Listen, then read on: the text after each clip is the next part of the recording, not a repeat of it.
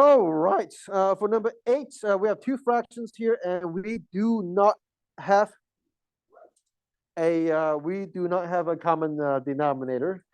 And what we can do actually is to simplify something. All right, we can simplify something or factor something out in the denominators. So I can see the first denominator, I got x to be factored out. And then for the second one, I've got x plus 7 and x minus 7.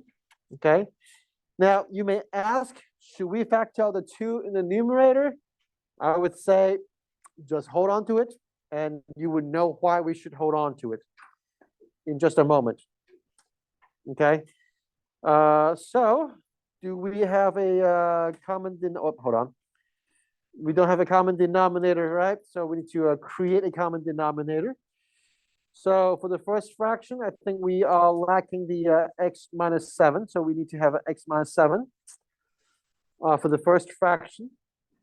And for the second fraction, we need to have an x so that we have a common denominator of x times x plus 7 times x minus 7.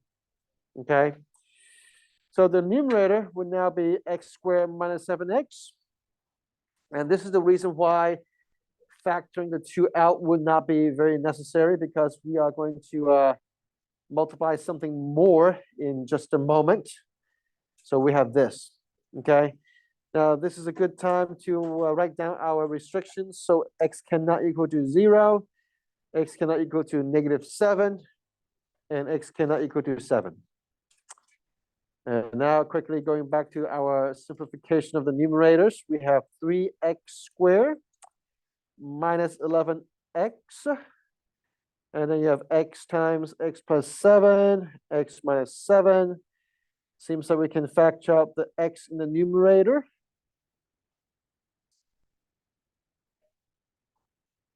Okay.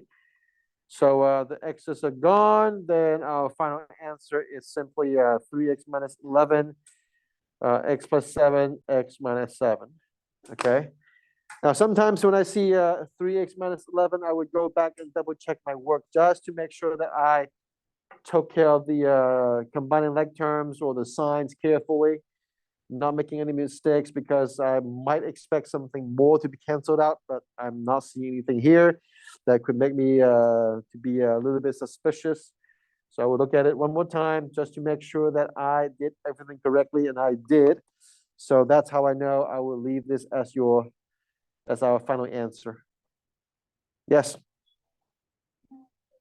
Oh.